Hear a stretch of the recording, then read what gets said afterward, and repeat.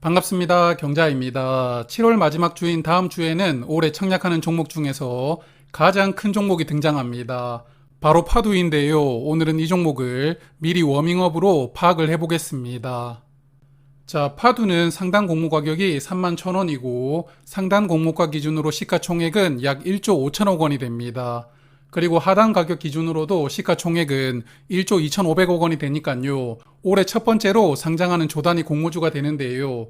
올해 초 오아시스가 조단위로 상장하려다가 수요 예측이 저조해서 상장을 철회했던 적이 있었는데 파두는 청약까지 이어질지는 궁금합니다. 여하튼 어떤 기업인지부터 차근차근 알아보겠습니다. 제가 경제적 자유민족이라는 채널로 유튜브 방송을 시작한 지 2년 반 정도 시간이 흘렀습니다. 그동안에 공모주 중심으로 소개를 드리다 보니까 제가 방송을 시작하고 유튜브에서 업로드한 동영상만 벌써 870개 정도 되더라고요. 유튜브는 예전에 올렸던 영상이라고 자동으로 삭제가 되지는 않죠. 그래서 제가 지금까지 올렸던 모든 컨텐츠들이 데이터가 전부 보관이 되고 있는데요. 저만 하더라도 870개 영상을 올렸으니까 전 세계적으로 날마다 엄청난 데이터들이 누적되고 있는 겁니다. 그래서 이렇게 누적되는 데이터를 보관하는 곳이 데이터 센터인데요.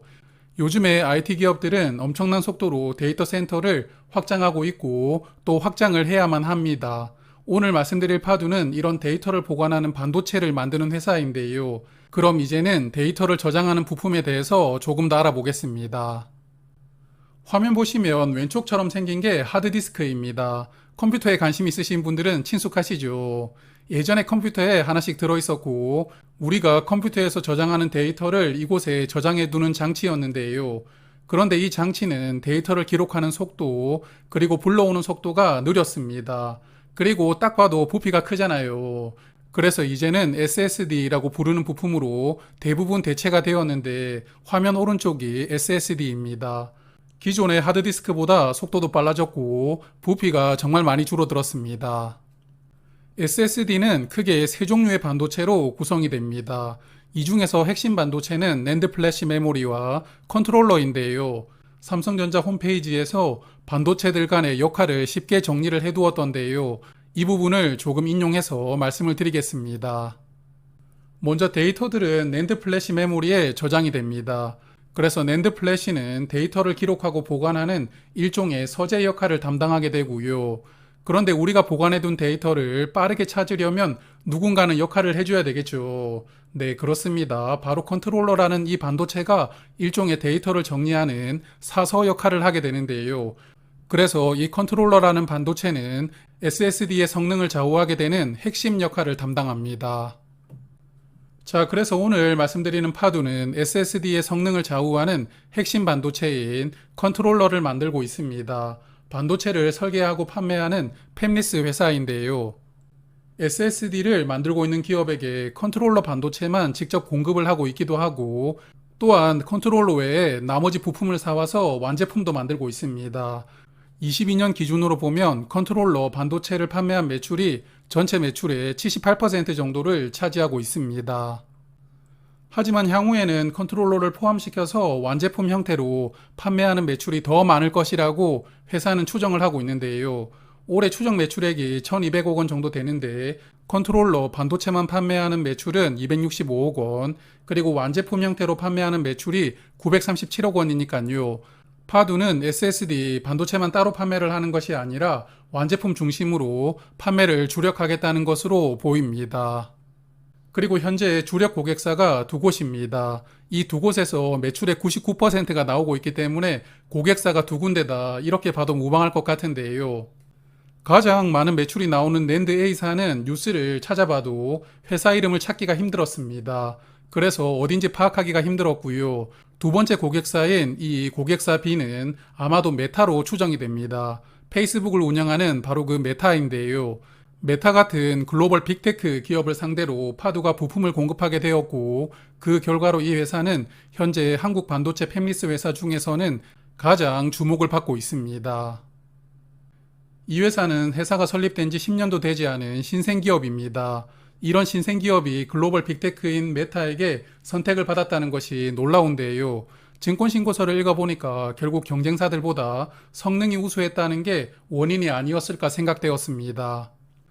여기 보시면 경쟁사로 미국 M사, 그리고 미국 I사, 그리고 국내 S사와 비교를 했는데 아마도 미국 M사는 마벨인 것 같고요. I사는 인텔인 것 같습니다.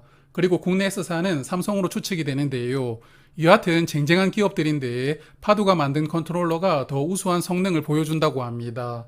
물론 여기 보시면 이 자료 출처가 당사 내부 자료이기 때문에 신뢰도를 담보할 수는 없습니다. 그래도 여하튼 신생기업이 이렇게 조단위 몸값으로 시장에 대비를 하게 되는 바탕에는 기술력이 있었다고 보입니다.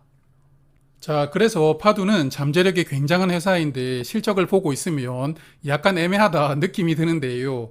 일단 21년 매출액이 52억 원이었는데 22년도에는 매출액이 약 10배가 늘어났습니다. 564억 원이 되었고 영업이익도 15억 원이 나오면서 흑자로 전환하였는데요. 그리고 올해 1분기에는 매출액이 177억 원이 나왔고 영업이익은 다시 마이너스 43억 원으로 적자로 전환하였습니다. 그래서 이 회사는 미래 실적을 추정해서 공모가를 산정을 했는데 24년과 25년 추정 실적을 절반씩 반영하였습니다. 추정된 실적을 보면 올해 매출액은 1200억 원을 예상을 했고요. 24년도에는 3715억 원, 그리고 25년도에는 6195억 원으로 매출이 매년 몇 배씩 늘어나는 것으로 추정을 했습니다. 그리고 영업이익을 보면 올해는 거의 BEP 수준으로 맞추겠지만 내년부터는 영업이익이 대폭 늘어날 것으로 전망이 되고 있는데요. 제가 이 방송을 위해서 거의 1년에 100개 정도 증권신고서를 보고 있는데 사실 미래 실적은 대부분 이렇게 공격적으로 추정을 하는 기업들이 대부분입니다. 그리고 사실 이렇게 추정한 실적을 달성하는 경우가 상당히 드문데 파두는 어떨지 모르겠습니다. 자, 그래서 미래 실적으로 공모가를 산정한 기업이다 보니까 유사 기업이 적절하냐, 공모가 할인율은 어떠냐 이런 부분은 검토할 필요가 없다고 생각을 합니다. 그래서 심플하게 밸류를 체크를 해보려고 하는데요. 일단 파두는 올해 본인들의 순이익으로 16억 원 정도가 될 것이라고 추정을 했습니다. 그래서 전년 실적이 아니고 본인들이 추정한 올해 실적 기준으로 공모가가 상단 가격으로 잡히면 PER은 931배로 등장합니다. 그리고 하단 가격으로 공모가가 잡히더라도 PER은 781배가 되는데요. 이런 PER 배수를 보고 있으면 마음이 너무 두근두근 하니까 다른 방법으로 밸류를 한 번 더 체크하겠습니다. 두 번째는 SK하이닉스와 비교를 해볼까 하는데요. 사실 반도체만 보면 삼성전자와 비교를 하는 게 조금 더 적합하기는 한데 아시다시피 삼성전자는 사업 영역이 다양하죠. 그래서 그나마 반도체만 하고 있는 SK하이닉스와 비교를 해보겠습니다.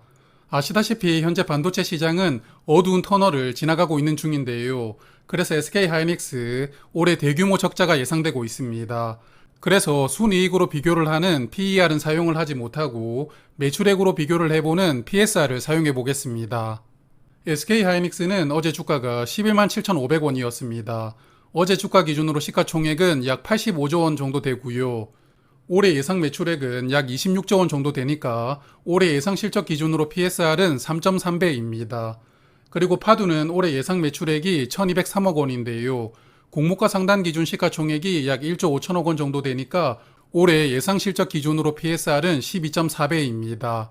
사실 두 종목 덩치 차이가 꽤 크기 때문에 이렇게 비교를 하는 게 적합하지는 않지만 그래도 파두의 PSR 배수가 낮다고 생각은 되지 않습니다. 자, 그래서 파두는 올해 2월에 마지막 투자를 받았던 것 같은데 프리 IPO에서 밸류를 1조 800억 원으로 인정받았다고 합니다. 올해 2월이면 약 반년 전인데요. 그래서 시간이 고작 6개월밖에 지나지 않았는데 그때보다 기업 가치를 1.4배 정도 높여서 등장을 하게 되었는데요. 파두는 포텐셜이 상당한 기업이지만 아무래도 공모가 밴드를 너무 공격적으로 세팅한 것 아닌가 싶은 생각이 계속 들었습니다. 그래서 밸류는 약간 애매하게 느껴졌는데 요즘에 제가 밸류를 말씀드릴 때마다 강조드리는 이야기가 있죠. 네, 그렇습니다. 요즘에 공모주 시장 밸류보다는 철저하게 수급 중심으로 돌아가고 있거든요. 그래서 이 종목도 공모 가격이 상단으로만 잡혀도 시가총액은 1.5조 원에다가 상장일에 주가가 2배 상승한다면 시가총액은 단숨에 3조 원이 됩니다. 최대 상승폭인 4배까지 상승한다면 시가총액이 무려 6조 원이 되는 것인데요. 그래도 수요 예측 결과가 좋게 나오면 결국 상장일에 수급이 이 종목 가치를 결정을 해줄 것이니까요. 그래서 너무나 당연한 이야기이겠지만 수요 예측 결과를 일단 보고 청약을 판단해 봐야 된다고 생각합니다. 자, 그러면 회사에 대해서는 여기까지 하고요. 청약 정보 간단하게 체크하겠습니다. 파두는 다음 주 목요일과 금요일에 청약을 합니다. 환불 기간은 4일인 청약이고요. MI큐브 솔루션과는 청약 일정이 겹쳐 있습니다.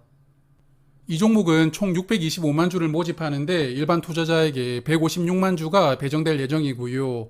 그리고 우리 사주조합에 5.6% 비중으로 35만 주를 배정을 해두었던데 우리 사주 완판 가능성은 수요 예측 결과를 말씀드릴 때 한 번 더 챙겨보겠습니다. 그리고 오랜만에 등장하는 조단위 공모주이다 보니까 청약 주관사가 매우 많은데요. 무려 6곳이 공동으로 주관합니다. 하지만 여기 배정 수량을 보시면 메인 주관사인 NH투자증권이 100만 주가 배정이 되었고 두 번째 주관사인 한국투자증권이 43만 7천 주가 배정되었습니다. 그리고 나머지 4개 증권사는 각각 3만 1000주씩 배정이 되었는데요. 그래서 이 종목은 NH투자증권 그리고 한국투자증권을 중심으로 청약하는 분들이 대부분이실 것 같습니다. 그리고 혹시 공모주 투자가 처음인 분들을 위해서 말씀을 드리면 청약은 1인당 한 증권사만 선택하셔서 청약을 하실 수가 있습니다. 그래서 NH투자증권에서 청약을 하시고 그 다음에 한국투자증권으로 청약을 하시더라도 후순위로 청약하셨던 한국투자증권은 무효 처리가 되거든요. 그래서 한 개 증권사만 딱 선택을 하시고 청약을 하셔야 됩니다. 그리고 이 종목 청약 최소 수량은 모든 증권사가 10주로 통일되어 있습니다. 아직까지 수요 예측을 하지는 않았으니까요. 의무 확약이 얼마나 나올지는 모르겠지만 의무 확약을 제외한다면 상장일 유통 물량은 1870만 주입니다. 전체 주식의 38% 정도 유통되는 조건인데요. 유통 물량이 많습니다. 그리고 상장일의 유통 물량 중에서 기존 주주 물량이 1280만 주 정도 되니까요. 기존 주주 물량이 공모주주 물량보다는 2배 정도 많습니다. 그래도 기존 주주 물량 대부분을 재무적 투자자가 보유를 하고 있는 것은 개인적으로는 긍정적인 부분이라고 생각을 하는데요. 개인 주주로 구성된 기타 주주 물량이 143만 주로 전체 주식의 3% 정도 있습니다. 나머지 1100만 주는 재무적 투자자가 보유한 물량이니까요. 이들이 상장일에 흐름을 잘 만들어주길 기대를 해봐야겠습니다. 그리고 재무적 투자자들이 이 회사 주식을 얼마로 취득했는지 정확하게 알 수는 없지만 증권신고서를 보니까 상환 전환 우선주를 발행했던 내역이 있더라고요. 18년도와 20년도에 발행이 되었는데 이 당시 얼마로 투자를 했는지 한번 계산을 해보았습니다. 자, 화면 보시면 2018년도에는 주당 5,000원으로 400만 주가 발행이 되었고요. 2020년에는 모두 동일한 금액인 7,897원으로 약 450만 주 정도가 발행이 되었습니다. 올해 초에는 프리 IPO를 하면서까지 투자를 받았기 때문에 기존 주주 중에서는 주당 8,000원 이상에서 취득한 재무적 투자자도 있을 텐데요. 그래도 일단은 대부분의 기존 주주들은 취득한 가격이 5,000원에서 8,000원 정도라고 생각을 하시면 좋을 것 같습니다. 공모 가격이 상단 가격인 31,000원으로 확정이 된다면 기존 주주들은 공모가에서 매도를 하더라도 투자금의 4배 정도 수익이 나오는 상황입니다. 그리고 상장일에는 스톡옵션도 나올 수가 있는데요. 상장일부터 바로 나올 수 있는 스톡옵션이 총 214만 주 정도 되는데 임원이 보유한 물량 116만 주는 1년간 보호 예수가 걸립니다. 그래서 직원들이 보유한 물량인 98만 주 정도가 상장일에 행사가 될 수 있고요. 98만 주는 전체 주식의 2% 비중입니다. 스톡옵션 가격을 보고 약간 충격을 먹었는데요. 최초에 발행했던 스톡옵션이 100원이었습니다. 100원으로 발행된 스톡옵션이 약 73만 주 정도 되는데요. 이 중에서 직원들이 보유한 물량이 어느 정도 되는지는 모르겠습니다. 그리고 다음 스톡옵션 가격은 4,500원, 그리고 7,100원 정도 되는데요. 옵션의 가격이 공모가 밴드보다는 상당히 낮죠. 그래서 아마도 직원들이 보유한 물량은 상장일에 대부분 나오지 않을까 생각합니다. 자, 오랜만에 등장하는 초대형 종목이라서 오늘은 조금 긴 시간 동안 말씀을 드렸는데요. 여하튼 제가 느낀 파도는 기대가 되는 부분도 있고 부담스러운 부분도 있었습니다. 그래서 일단 영상 중간에서도 말씀을 드렸지만 수요 예측 결과가 나오면 다시 한번 판단을 해봐야 될 것 같고요. 이 종목은 청약 전날인 26일에 수요 예측 결과를 공시를 합니다. 결과를 보고 다시 정리하면서 마지막으로 체크를 하겠습니다. 자, 그럼 오늘은 여기에서 인사를 드리고요. 오늘도 고맙습니다.